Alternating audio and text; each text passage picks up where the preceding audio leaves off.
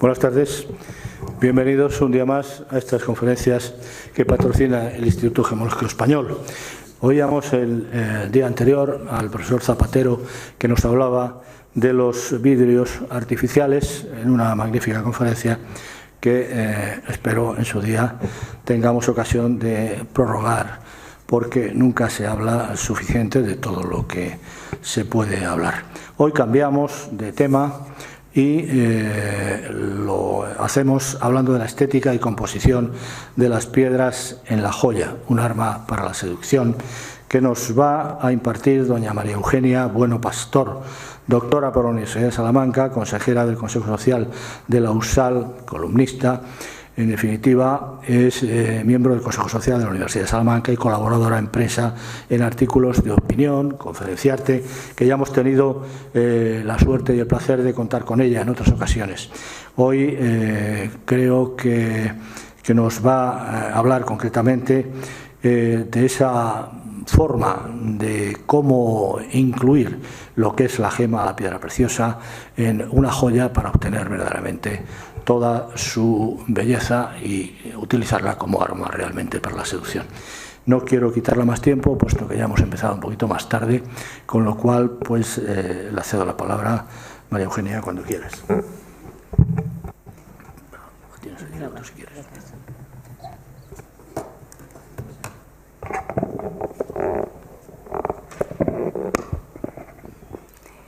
Antes de nada quería daros las gracias. Siempre es la persona que me presenta, y darle las gracias al instituto. Además, como ya me conocen, yo creo.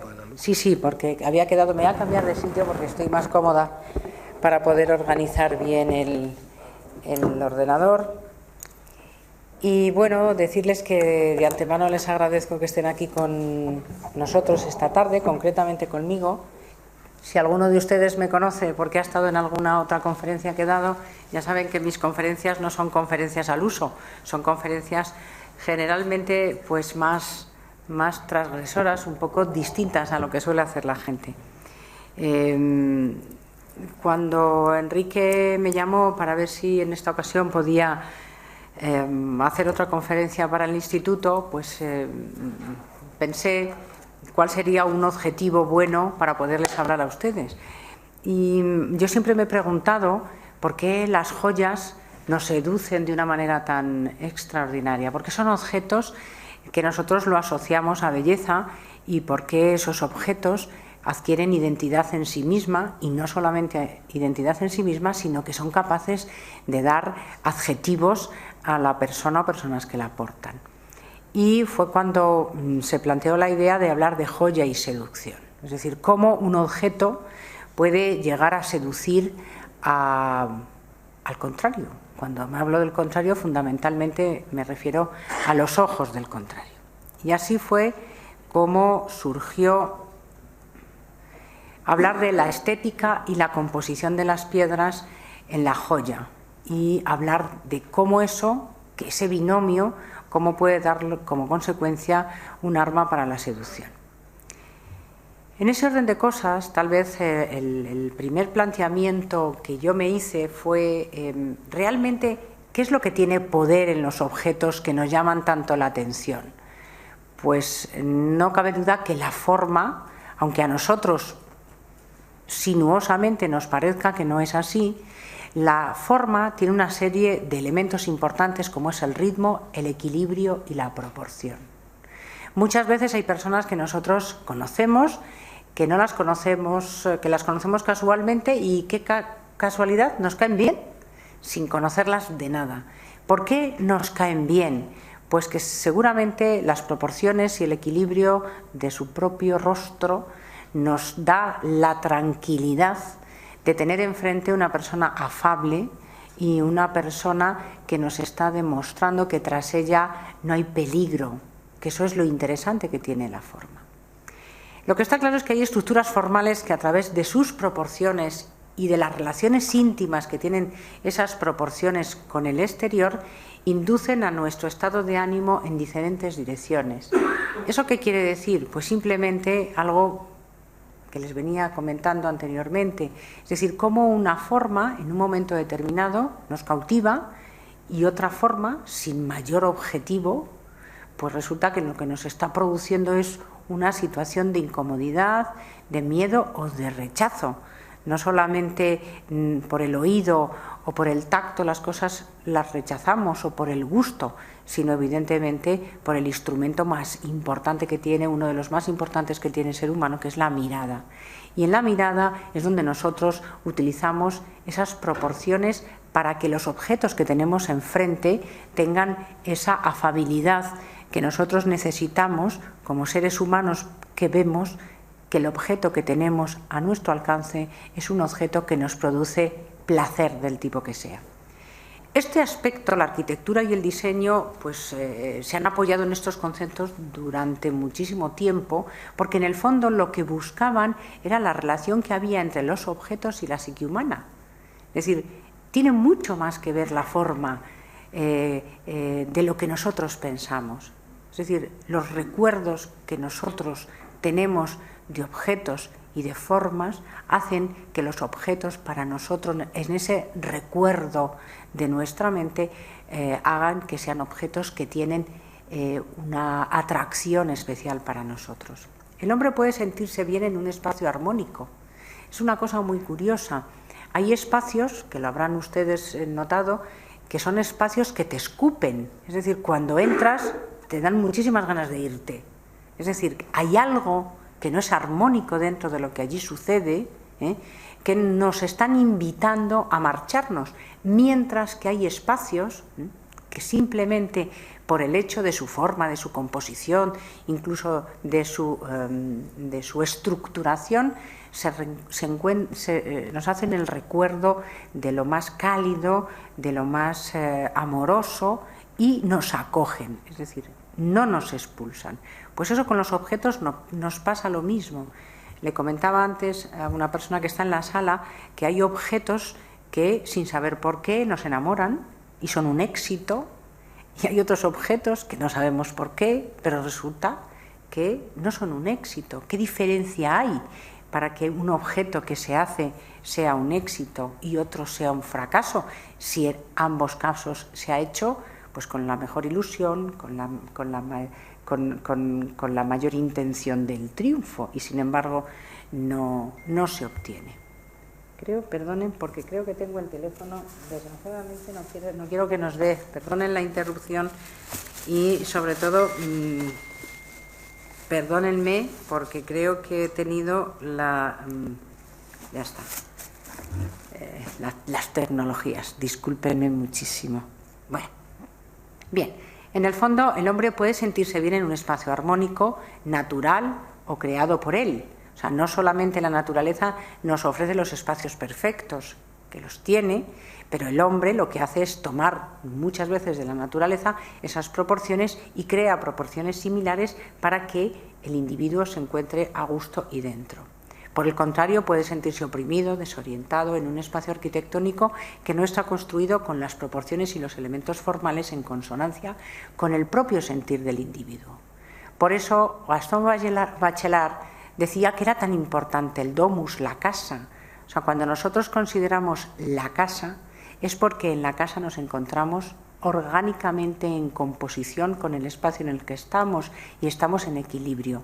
Por el contrario, hay casas donde vamos, que vuelvo a repetirles, no nos atraen, sino que al contrario nos producen esa sensación de querernos marchar. Lo mismo sucede con la música. Hay música que nos atrapa y hay música que nos despide. O sea, dices, no, esto yo no puedo escucharlo, no me gusta. ¿Por qué? Porque nuestro oído, en función de nuestros niveles de conocimiento también de la música y de nuestro gusto, hacen que haya elementos de la música que sean armónicos, que a nosotros nos producen sosiego, tranquilidad, en los que nos sentimos a gusto, y otros que por sus características a nosotros nos producen ese rechazo. Hay piezas musicales que conducen pues, al estado de la relajación, de la elevación, de la exaltación heroica, y otros a la introspección, al temor, y si no, imagínense cómo utiliza, por ejemplo, el cine la música. Lo utiliza para crear situaciones específicas, porque con lo que está jugando es con los equilibrios o desequilibrios que la música puede plantearle al ser humano. Parece evidente que en la naturaleza existen proporciones y relaciones formales a través de las cuales la vida se expresa. Nosotros pensamos que la naturaleza está ahí de una manera aleatoria. Pues no, para nada. Justamente tiene de todo menos aleatorio. Pero ¿por qué la naturaleza favorece ciertas formas? Nunca han pensado qué es lo que tienen algunos edificios, algunas partes, algunas piezas musicales, algunas pinturas, algunas esculturas, que resulta que son atractivas y son casi deseadas por la inmensa mayoría. ¿Por qué todos coincidimos, independientemente de que luego nos lo lleváramos o no nos lo lleváramos por el uso que le pudiéramos dar, en que hay determinados elementos, lugares, objetos que tienen una belleza intrínseca en sí misma? La pregunta es, ¿eso es fruto de la casualidad? ¿Eso existe en los objetos que nosotros creamos o también existe en los objetos que la naturaleza crea ajeno aparentemente a nuestra acción humana? Las formas naturales no han sido modeladas por el azar, sino que están hechas por leyes inmutables. La belleza que nos cautiva de esta naturaleza no es casual, sino que responde a una especial disposición de las partes con respecto al conjunto que observamos. De aquí obtenemos ya una primera conclusión. Cada una de las partes tiene que estar en equilibrio con el todo, porque si no está en equilibrio con el todo, tarde o temprano es el origen del desequilibrio. Cuando nosotros estamos gestando una joya, haciendo una joya, no es lo mismo poner determinadas piedras en una posición que en otra, porque en el fondo el mensaje que estamos enviando es totalmente diferente. Por eso las composiciones no pueden ser aleatorias. Las composiciones, igual que tiene la naturaleza, no lo hace de manera casual, sino que están bajo unas leyes inmutables. También nosotros podemos construir intentando trasladar a los objetos esas leyes inmutables para obtener el objetivo final, que es el ser valorados por los otros ojos, que son los de los espectadores. ¿Qué razón profunda nos lleva a considerar que un objeto con determinadas proporciones sea más bello que otro? ¿Por qué? Porque, bueno, nosotros podemos decir, a mí me gusta fulanita o menganita, me gusta fulanito o zetanito, pero todos convenimos en que Paul Newman estaba estupendo y todos convenimos que Rita Hayworth era un pedazo de mujer, hombres, mujeres y todo. Es decir, ¿qué existe para que todos coincidamos en un momento determinado a que existe esa belleza? ¿Qué es lo que hace que una determinada repetición de motivos o sonidos o de formas nos propicien o nos deriven a sentimientos elevados o a una especial disposición de elementos en un conjunto que nos sugieran, por ejemplo, la calma o la fortaleza o la seguridad? ¿Por qué nosotros cuando adquirimos una joya nos encontramos más bellas? ¿Por qué cuando adquirimos una joya nos encontramos más poderosas? ¿Por qué en un momento determinado cuando regalamos una joya nos encontramos más espléndidos? ¿Por qué cuando estamos compartiendo una joya o regalando algo que pertenece a nosotros, como es una joya, consideramos que de esa manera nos prolongamos en el tiempo? ¿Por qué suceden esas cosas? ¿De modo casual? ¿Qué casualidad? ¿No? A todos nos pasa lo mismo. O sea, no solo me pasa a mí, no solo me lo pregunto yo. Ustedes, si son honestos con ustedes mismos, también se lo preguntarán. ¿Y qué motiva el que ciertas proporciones, ritmos o determinados equilibrios despierten nuestro sentido estético? Es decir, ¿por qué en un momento determinado nosotros convenimos de que ese sentido estético, la estética del objeto, puede ser común a todos quienes lo estamos observando? Evidentemente no es casualidad. Hay tres elementos que quizás tenemos que tener en cuenta a la hora de responder a las preguntas que yo les hacía, que son 4, pero hay muchas más. Que cada uno de ustedes ya saben que mis conferencias son bastante interactivas, o sea, no solo soy yo la que estoy aquí diciendo y preguntándome, yo pregunto para que ustedes luego se pregunten. Quizás sean 3 elementos importantísimos los que sí intervienen, que son el ritmo, el equilibrio y la proporción. Y uno puede decir, pero ¿una pieza de joya tiene ritmo? Pues claro que tiene ritmo.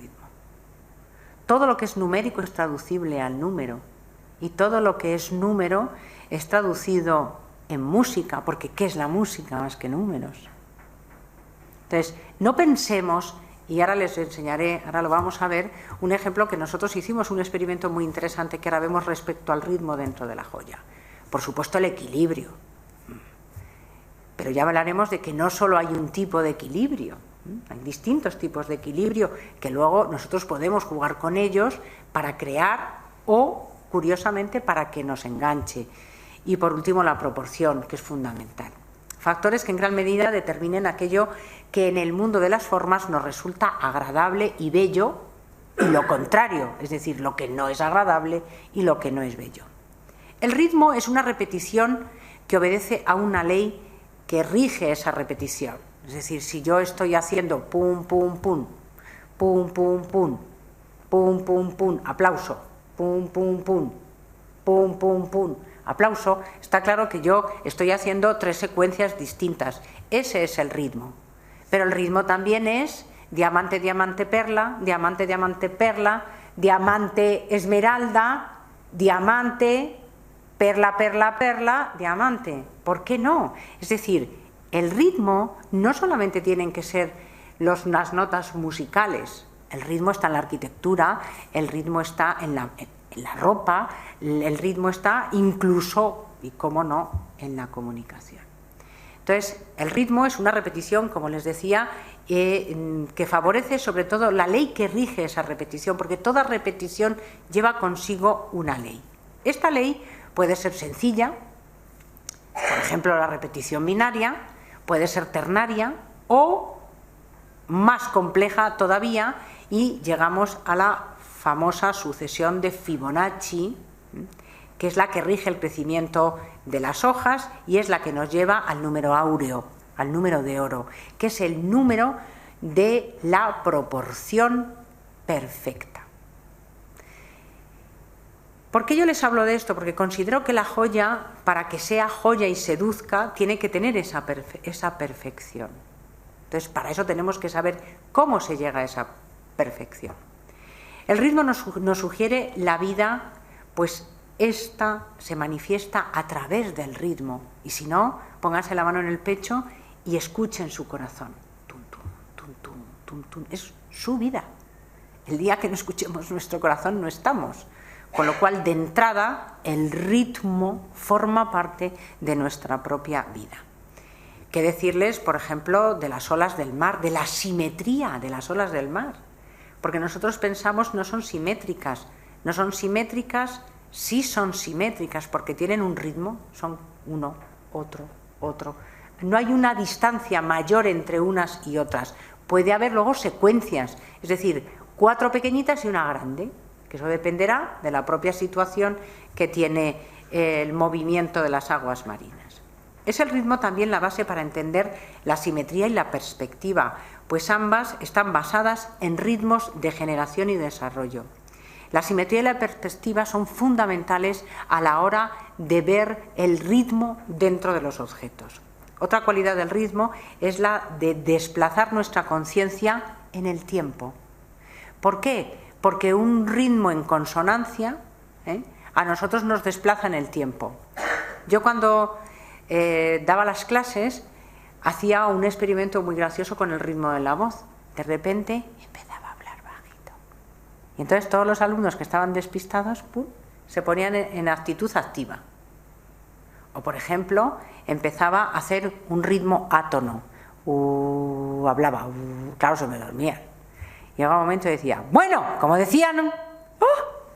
¿Por qué? Porque si nosotros cambiamos la secuencia del ritmo, también lo que estamos haciendo es llamar la atención, y la joya siempre es el objeto que más ha de llamar la atención. Miren, Perdón. Aquí tenemos el ejemplo que les comentaba. Esto fue en la exposición de joyas que hicimos de Ars Gemarianova.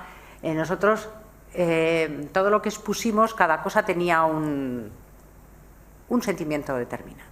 Aquí concretamente, en lo que tienen en el centro es un botón charro que tiene una composición áurea.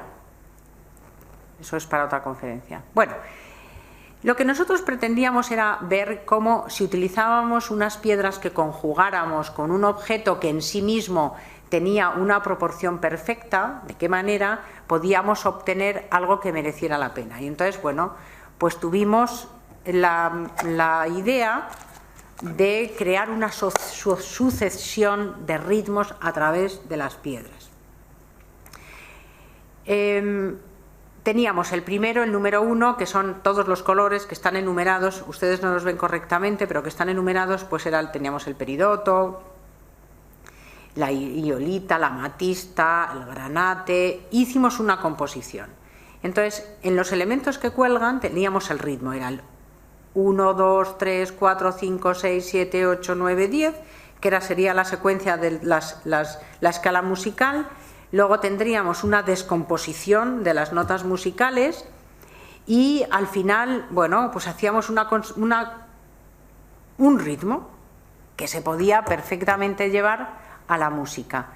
Curiosamente, el ritmo de las piedras que nosotros utilizamos le dio un equilibrio a la pieza tremendamente interesante, que llamaba muchísimo la atención y que luego repetimos en el soporte sobre el que iba este pendentil, este colgante.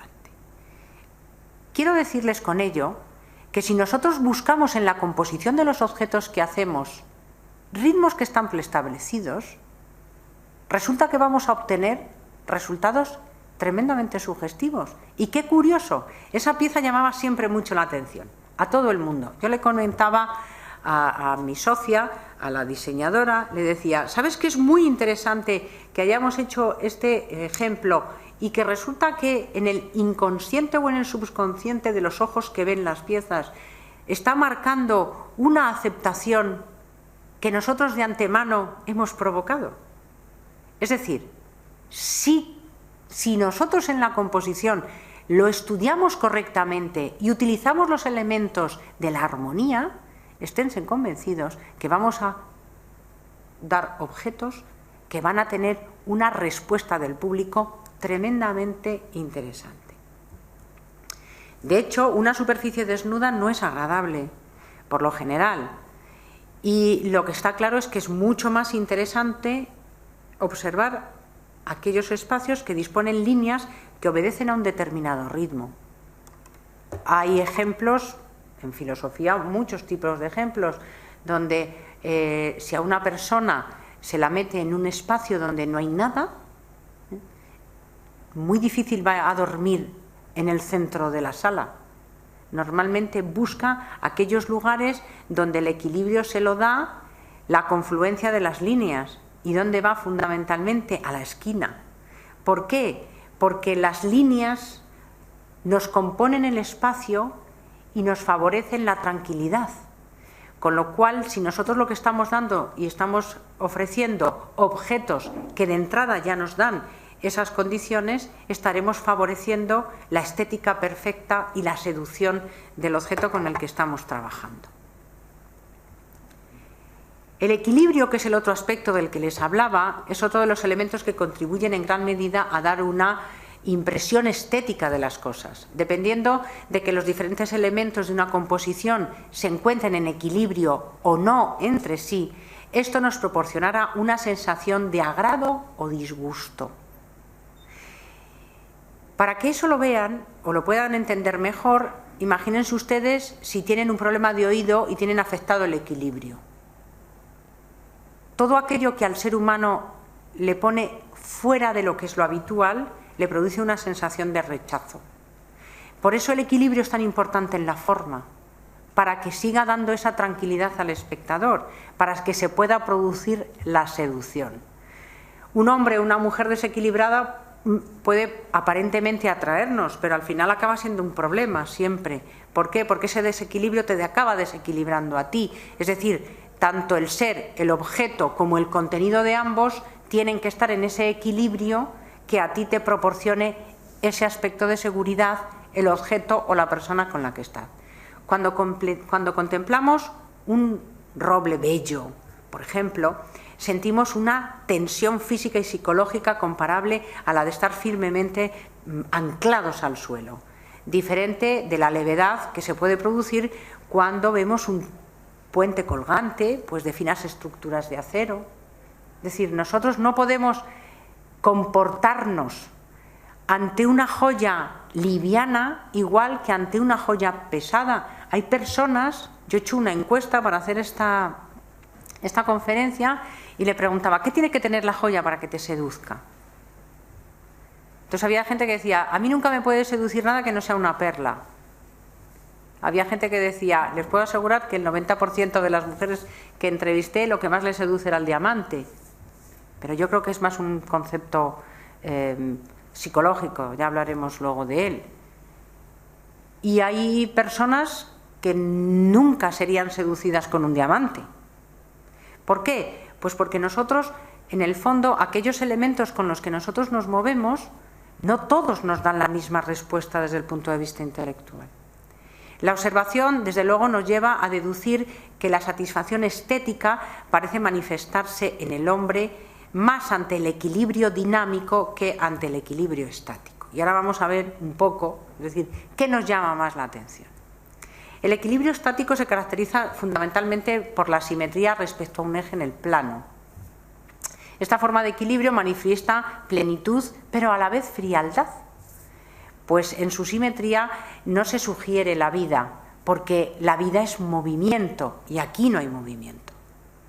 El equilibrio que no es estático es el equilibrio del movimiento, porque dentro del movimiento también hay equilibrio. Curiosamente, la joya tiende mucho más al equilibrio estático, pero yo siempre explico que porque la joya es portada en el equilibrio dinámico que tenemos nosotros mismos. Es decir, la joya se hace para ser admirada, pero fundamentalmente para ser portada, porque si no, no tendría sentido. Quiero decir, en las otras conferencias que yo les he dado, que hemos hablado de la simbología y de lo que supone la joya en sí, que contiene la joya para que sea tan excepcional, una de ellas, desde luego, es la de exponerla a los demás. Yo, cuando llevo la joya, me convierto en algo distinto a los demás, porque llevo un elemento que me diferencia de. Entonces, si en la joya sí se da este equilibrio estático y no el dinámico que vamos a ver ahora, es porque justamente el equilibrio dinámico es lo que nosotros aportamos a la joya, mientras que ella lo que nos aporta es esa quietud y esa frialdad del equilibrio estático. El equilibrio dinámico es el que guarda otro tipo de simetrías, como las simetrías por compensación, que es el reflejo de esa imagen de la propia ley del equilibrio constante y que sigue la naturaleza a través de todas sus desigualdades. Porque ahora vamos a hablar de las desigualdades de la naturaleza que tanto nos atrapan y que también hay que ponerlas de alguna manera en evidencia en la joya, o deben ponerse en evidencia en la joya. Estos son, por ejemplo, estos dos elementos son, su equilibrio es dinámico, son lo mismo pero con forma diferente. Tienen el mismo área, aunque tienen distinta forma. Es decir, M minúscula por D minúscula es lo mismo que M mayúscula por D minúscula. El área es el mismo, no ha variado. Ese equilibrio dinámico. La vida en su movimiento produce mucho más equilibrio dinámico que el equilibrio estático. En la figura esta compensación se establece entre la distancia y el área, como les decía. Así el equilibrio dinámico refleja una necesidad de movimiento, de resolución, que reclama la perfección, pero aún no la posee. Porque en el fondo la belleza y lo perfecto no está única y exclusivamente en un tipo de equilibrio. ¿Por qué? Porque uno de los elementos más interesantes dentro del conjunto de las leyes universales y que configuran la estructura y el proceso vital del universo es el juego de las dualidades. Esto es tremendamente importante. Este juego de dualidades es el que está sometido toda la naturaleza. En Oriente es lo que llaman la armonía de los opuestos. También lo llaman el yin y el yang. Son las dos fuerzas complementarias, pero ya lo decían los griegos, o sea, no piensen que es solamente Oriente. En Occidente toda la filosofía griega está en el equilibrio de los contrapuestos. ¿Cómo nos equilibramos? ¿Cómo equilibramos nuestra balanza? Los hombres con las mujeres, lo bueno con lo malo, lo feo con lo hermoso, es decir, lo equilibrado con lo desequilibrado. Es la gran atracción, el gran juego de las dualidades, que se combinan y armonizan en la danza de la vida, porque si fuera el equilibrio perfecto y todo fuera perfecto no estábamos aquí, eso puedo asegurarse.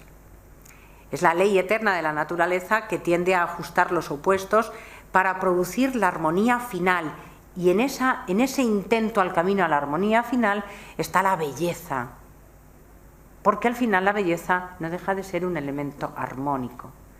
¿Por qué hay objetos que, estudiados individualmente, no nos atraen y en conjunto nos atraen? La mejor manera de que lo entiendan es como un hombre o una mujer que si solo le miras los ojos, pues puede ser interesante, pero no son los ojos, son las manos, es su manera de hablar, de comunicarse, lo que sabe, lo que no sabe, es decir, es un conjunto de elementos que entran en juego, las partes positivas, las partes negativas. Cuando se ama o se aprecia un objeto, tienes que amarlo y apreciarlo en todas sus opciones, en lo positivo y en lo negativo. El arte juega con esa dualidad también, y el arte ha jugado siempre con esa dualidad, la dureza y la suavidad, la oscuridad y la luminosidad, lo agudo y lo curvo, lo sólido y lo etéreo. Todo ello supone un lenguaje creativo que habla fundamentalmente ¿a qué? A nuestra psique, y canaliza las diferentes energías de la vida. Esos objetos que nosotros vemos y que nos producen esa atracción tan extraordinaria, porque no me digan ustedes que no hay diferencia entre ir a una joyería y ver el escaparate que ir a una tienda de electrodomésticos y ver las lavadoras, por diseño que tengan. No te produce lo mismo. Hay un lenguaje diferente, entre otras cosas porque la joya la aporta el ser humano desde que el ser humano es ser humano. Y ya lo vimos en una conferencia que yo les di, que hablábamos desde la joya del Neolítico a la joya de Cartier de Mónica Bellucci.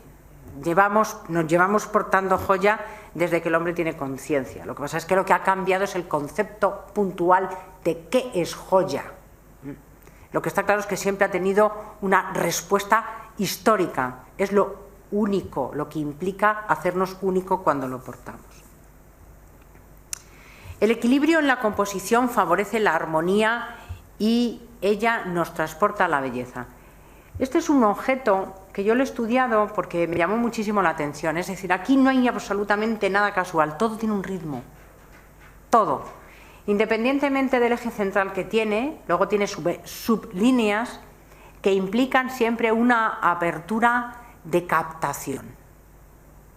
Su forma no es para nada casual y esta forma se repite muchas veces, si ustedes se dan cuenta, es una forma que se repite muchas veces, por ejemplo, en los collares. Es una forma que se repite mucho. Lo que pasa es que los hay que te atraen más y los hay que te atraen menos. La composición y el ritmo que tienen los diamantes en este caso es espectacular. Y luego el juego del verde y el azul. No olviden nunca que el juego de los colores en las piedras tiene mucho que decir. Y eso ya lo decía Plinio, no lo digo yo, ya lo decía Plinio. Es decir, nada en los objetos de las piedras también es casual. Representan mucho de nosotros mismos. ¿Por qué hay personas que no les importa llevar una esmeralda? Porque hay personas que antes de llevar una esmeralda llevarían cualquier otra piedra, pero nunca una esmeralda. Porque hay mujeres que les gustan las perlas y otras que las odian cordialmente. Porque hay hombres que nunca se les va el ojo para regalar a una determinada piedra y sí se le va, por ejemplo, el zafiro. Y si no, a mí me gustaría hacer un estudio de, normalmente una persona que comprase muchas joyas es como los que compran pintura. Al final el arte siempre tienes la misma tendencia. Vas a ir normalmente no te sales de un arco.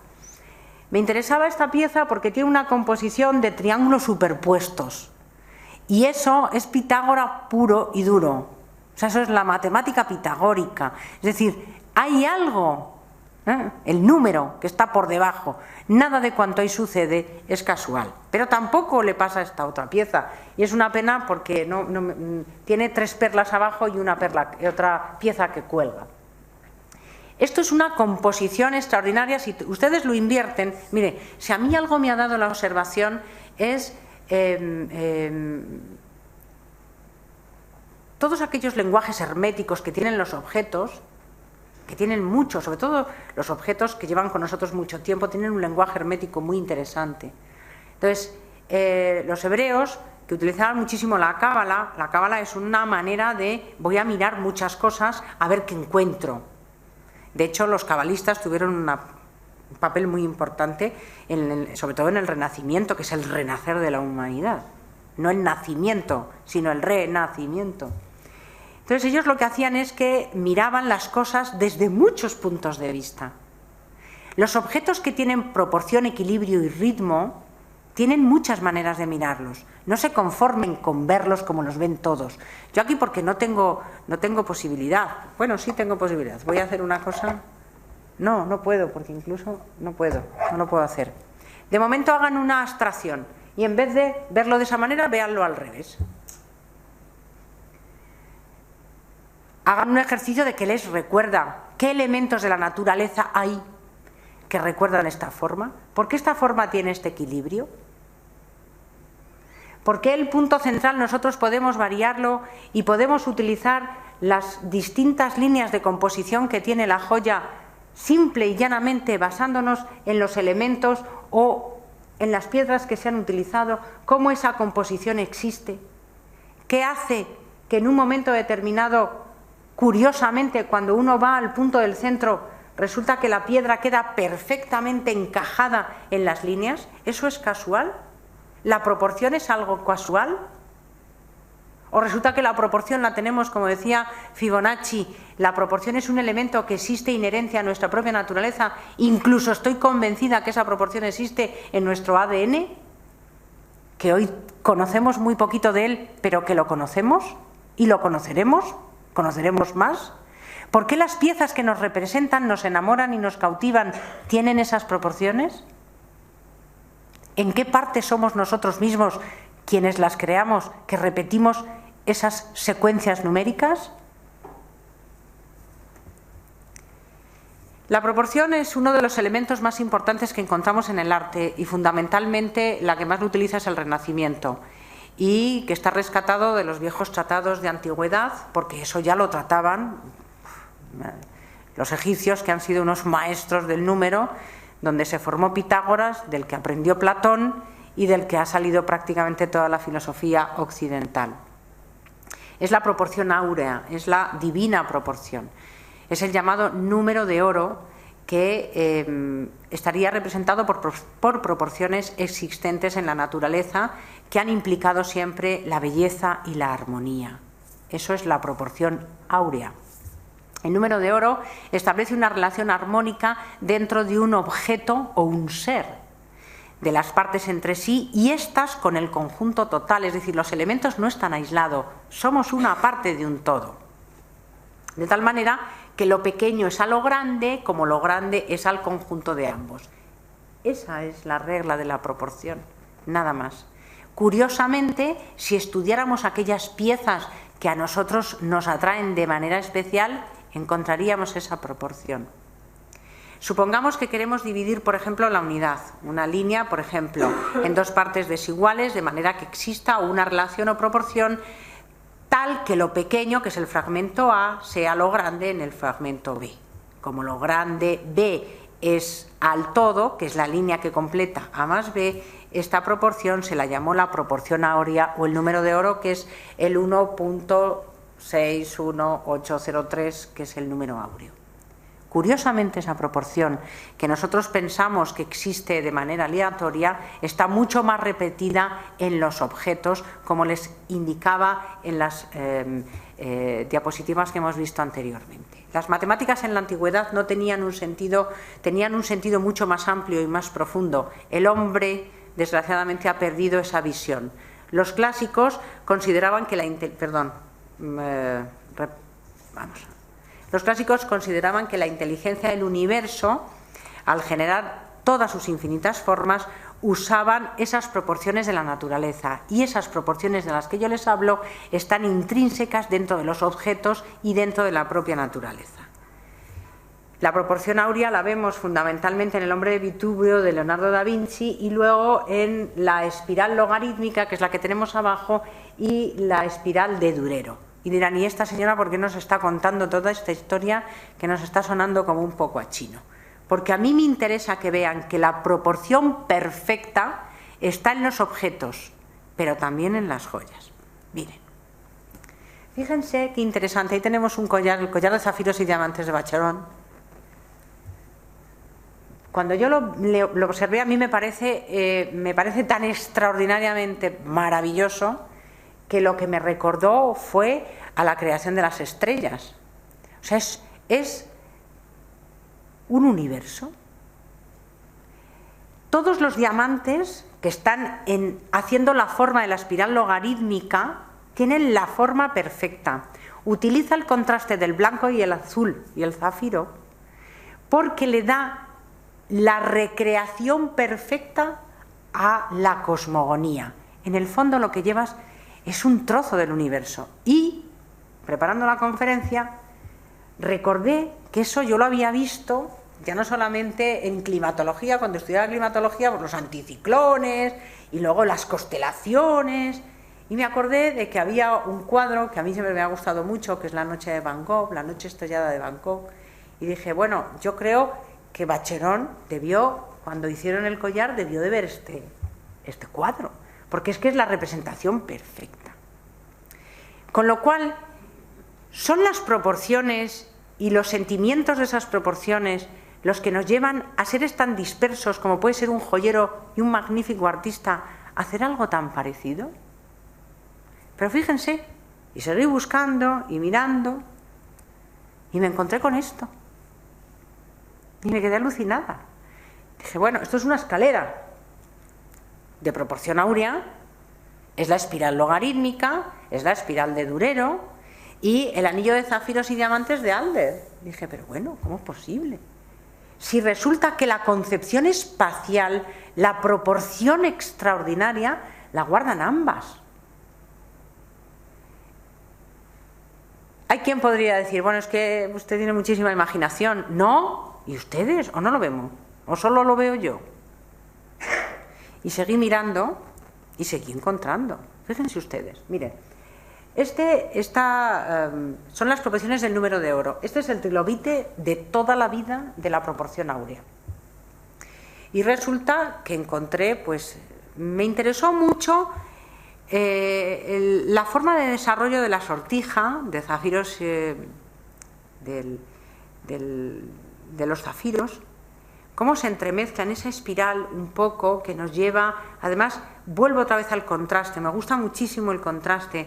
El zafiro, el azul, esa piedra que tiene ese poder que nos iguala al cielo y al espacio oscuro, y por otra parte a la luz más clara y más brillante que es el diamante, esa dualidad tan extraordinaria, esa forma que nos envuelve, que nos cautiva, esa espiral. Los pendientes que tienen abajo tienen la misma espiral, repetimos. Pero cuando yo estaba estudiando la joyería tradicional charra, resulta que la filigrana tiene la misma espiral. Es la misma. Que es la proporción áurea, es el número de oro. Y qué decirles del anillo de diamantes blancos y negros y amarillos que tiene Hafner. Es maravilloso. O sea, yo lo veía y decía, bueno, es el desarrollo en joya de la espiral logarítmica, con lo cual cualquiera de las piezas que estamos viendo tienes que ser un animal de bellota para no enamorarte de ellas. Eso no significa que te las compraras, ojo, pero no puedes reconocer, o sea, tienes que reconocer obligatoriamente que su belleza es extraordinaria. La composición de la proporción áurea sigue repitiéndose en los anillos de Hafner. Hafner tiene una colección que está muy basada en la proporción exacta. Además lo maneja maravillosamente bien. Además utiliza el yin y el yang, es la ley de los contrapuestos, unos van en una dirección y otros van en otra, aunque utilice la misma piedra. Sí, me quedan 10 minutos, correcto, gracias. Y la seducción. Hemos estudiado y hemos visto qué se produce para que esos elementos y esos objetos sean. Porque una mujer cuando porta un objeto como una joya se vuelve tremendamente seductora. Fundamentalmente hay un elemento que va muy vinculado a la joya, que es ¿por dónde la joya pone en marcha el monstruo del deseo? Pues a través de la mirada. La mirada es el elemento más importante, pero no olviden que la mirada, se cautiva la mirada cuando hay equilibrio, hay ritmo y hay proporción. Si no, no. Cuando nosotros miramos un objeto de una manera a otro, le estamos otorgando una carga afectiva diferente, que es lo que diferencia los objetos de la joya de otros objetos. Cabe entonces cuestionarse si la imagen es deseo o es el deseo de imaginar lo prohibido y lo inalcanzable, porque ¿qué nos cautiva de la joya? ¿Que nos la podemos comprar o que no? ¿Que es accesible a nosotros o no? ¿Qué nos cautiva de ella? ¿Los colores? ¿La forma? ¿El deseo? ¿El contrapuesto de no poder obtenerlo? ¿O la seguridad de que puede ser nuestra?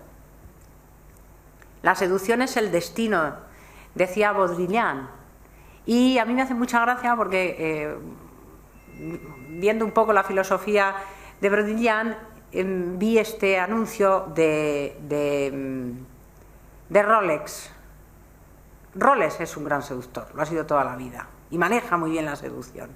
Todo seductor es un estratega y como tal planea cuidadosamente sus conquistas. Así pues, antiguamente era una suerte de los alquimistas, los brujos y los hechiceros para cautivar con sus artes ilusionistas. El joyero tiene que ser un ilusionista, tiene que cautivar y maneja elementos que bien manejados resulta que están trabajando para la seducción y para el deseo. Rolex, pero tienen muchos en los que van a mirarlos de a partir de ahora de otra manera. Esta foto me sorprendió, es brutal, no reconozco que no es, al principio estuve dudando en ponérsela o no, porque me parece un poco agresiva, es muy agresiva, porque es tremenda, es la estrategia de la estrategia de la seducción, es la propia ilusión. La seducción representa el dominio del universo simbólico, mientras que el poder representa el dominio del universo real. ¿Qué hace la joya? Manejar el dominio simbólico. Porque la pregunta es, en un primer momento, ¿qué nos llama la atención? La propia foto de Tom Ford, que tiene una colección de fotos de joyas de este tipo que son brutales, pero que son tremendamente interesantes. Y al final, una vez que lo ves, se te van los ojos al pedazo broche que tiene, que es maravilloso, las joyas que tiene, es decir, ¿cuál es el lenguaje subliminal? ¿Cómo seduzco? ¿Quién está seduciendo? ¿Ella? ¿O realmente quién está seduciendo? Las joyas que lleva ella. Es muy interesante. Este juego simbólico es muy importante a la hora de la joya y la seducción. La seducción es el regalo. Y aquí me voy a parar ya poco porque vamos mal de tiempo. Esta pieza es súper interesante porque toda pieza debe cautivar deseo. Pero también les he dicho antes que la joya debe tener un motor emocional. Este es el broche que el rey Eduardo le regaló a Wallis Simpson por su 20 aniversario. Es extraordinaria, es una pieza extraordinaria. Es una pieza que tiene una serie de características que no solamente la hacen única, sino que además le dan contenido emocional, porque tiene las letras suyas, es we, que es nosotros en inglés. Entonces, y tiene un elemento estructuralmente hablando en cuanto a contenido de piedras maravilloso, el lenguaje subliminal que tiene es tremendamente seductor y Cartier hizo una gran labor con este objeto. La seducción implica secreto, desafío, miedo, complicidad, apariencia, pasión, lo inefable. La pregunta es: ¿acaso el poder, paradójicamente, de la seducción lo que más fascina? Al final, cuando vemos una persona que porta una joya, yo recuerdo que puntualmente en una ocasión me puse una joya bastante excepcional que tengo, nadie me dijo qué mona estaba. Todo el mundo decía, menuda sortija lleva. Es decir, ¿quién seduce? ¿Quién seduce a quién? Un pedazo de diamante de no sé cuántos quilates que es único y que el día que te lo pones dices, bueno, que sea lo que Dios quiera, ¿o eres tú quien seduces? Está claro que yo en ese momento seduje muy poco, sedujo mucho más mi sortija. Pero también es verdad que los objetos adquieren otra dimensión, y es que dejan de ser una definición para convertirse en objetos vivos, en cómplices de proyectos, y además se convierten en la memoria de eventos significativos. Este es el collar que le regaló Richard Burton a Liz Taylor cuando se reenamoraron, es decir, en su segundo amor, después de haberse tirado los trastos a la cabeza. Se lo dijo con esto. Es una bella manera de decir que lo perfecto, o cuánto, o cómo, o como no tengo otra manera de decírtelo, te lo digo de esta manera. El collar tiene una estructura extraordinaria, es delicadísimo. Si le hicieran las líneas, yo hay un ejercicio que yo no he hecho para esta conferencia, porque no tenía tiempo para hacerlo. Nosotros normalmente en los ejemplos que les he puesto anteriormente vamos siempre a lo cartesiano, pero hay otras maneras de interpretar, que es hacia la circunferencia, lo que nos lleva luego a otros mundos muy diferentes como son los fractales. Todo esto se puede hacer círculos, y los círculos tienen también muchas cosas que decir. Lo importante es que para seducir no solamente tienes que enseñar, sino tienes que transmitir.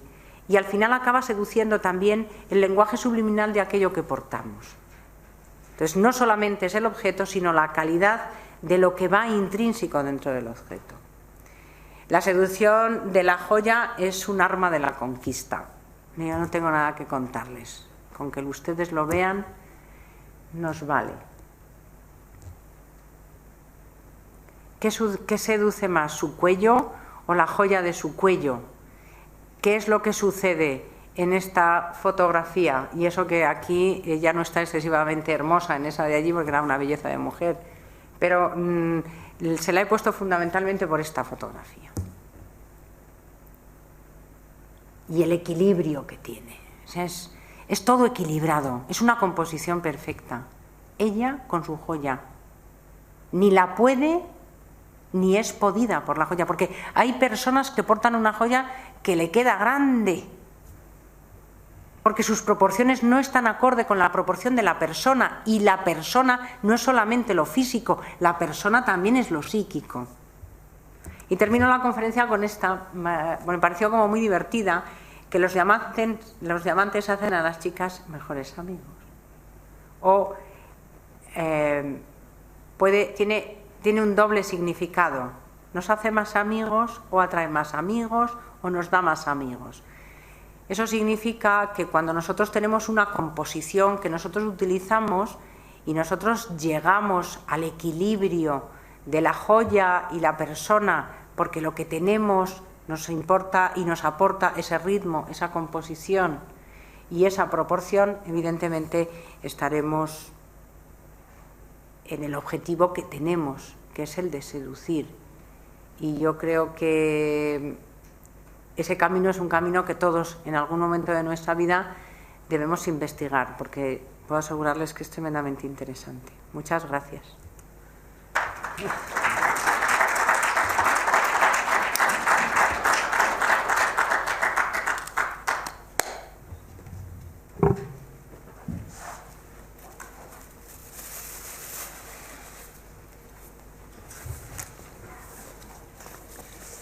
Bueno, muchas gracias, María Eugenia, por esta singular, yo me atrevería a calificarla así, singular conferencia, en que realmente pues estamos viendo un aspecto del diseño que quizá para muchos pues ha pasado o pasa desapercibido, ¿no?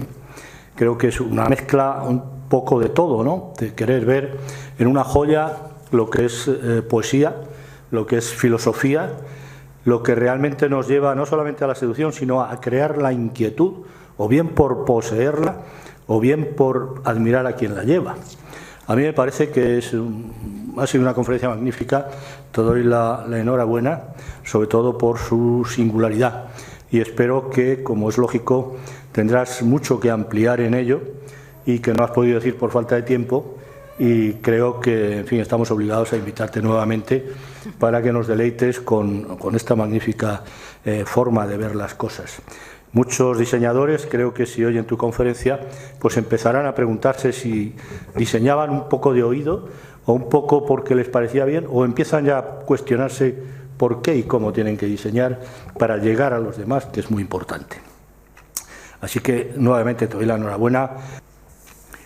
Creo que en principio ha sido todo, y desearles, pues, en fin, una buena noche y que el próximo día cuente con ustedes también. Buenas noches y hasta el próximo día.